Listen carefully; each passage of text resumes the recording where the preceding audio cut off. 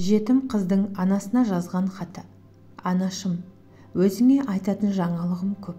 Соңғы уақытта көп жылап жүрмін. Сізді сағындым. Қарным ашқанда сіздің ыстық бәліш пісіріп, аш болып қаласың деп сабаққа кетерде сумкама салып беретінің есіме жиі түседі.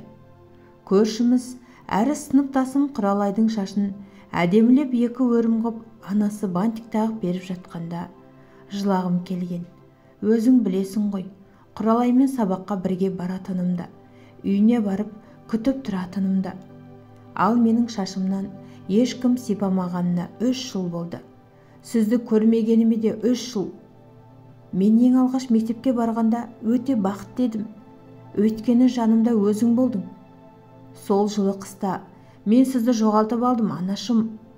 Көп адамдар ақ кілемге орап алып бара жатқанда еш нәрсеге түсінбесем де енді қайтып көрмейтінімді сезіп артыңнан жүгіргенмін. Бірақ Құралайдың анасы мені жібермей ұстап қалды. Содан бері сізді күтем, келмедіңіз. Далаға аппақ қар жауғанда жаурап қалады-ау деп ойлап жолға елегізе қараймын. Өткен жолы қатты жыладым. Неге екен білесіз бе, мама? Сіз кеткен соң әкем үйге бір бейтаныс әйелді әкеліп, енді анаңыз осы кісі дегенде дымға түсінбей шошып түскенмін.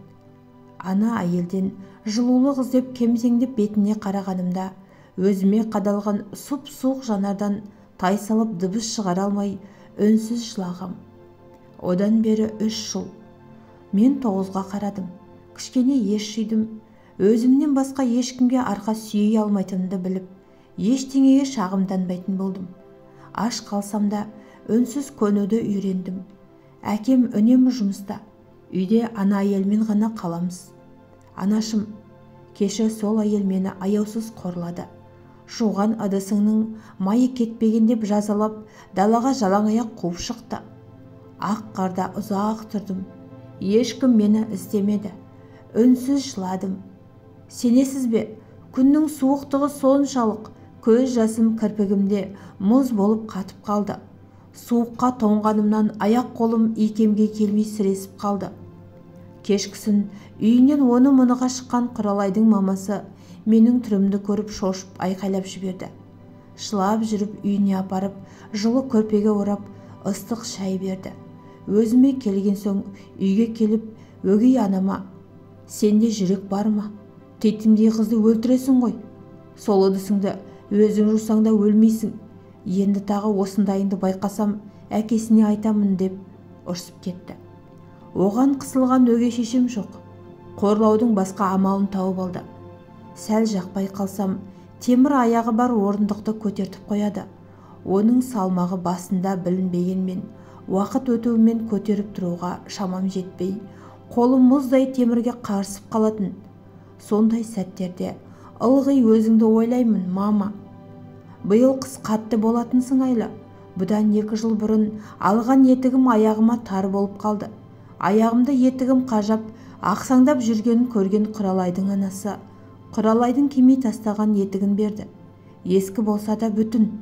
Анашым, сіз келгенде ештеңеге шағымданбаймын. Киімім жоқ, етігім тар деп мазаңды алмаймын. Тек сіз келсеңіз болды. Өйткені мен басқа адамды мама дей алмай жүрмін. Сізді қатты сағындым. Сіздің мені қатты жақсы көретініңіз, еркелететініңіз бәр есімде. Кейде сабақ оқып отырсам, немесе үй тірлігін істеп жүргенде мені ұмытып кетті деп ойламашы, анашым. Мен сіздің суретіңізді шкафтан тауып алғанмын. Оны ешкім көріп қоймасын деп көйлегімнің жеңіне салып жүрем. Сағынғанда, тоңғанда, қарным ашқанда, қасымда мейірлене құшақтап отырғандай сезінемін. Я, мама, үнемі қасымда жүргеніңізді білем. Мен сізге жаңа жылда сыйлық алып бергім келген, бірақ оған ақшам жоқ. Сондықтан өзім жемей сіз жақсы көретін батончикті сақтап жүрмін. Сізді қуантқым келеді, келгеніңізде. Тезірек келші, мама. Авторы Айсұлу Кеңесбай. Желіден алынған. Каналым ұнаса, лайк басып тіркеліп отырыңыздар.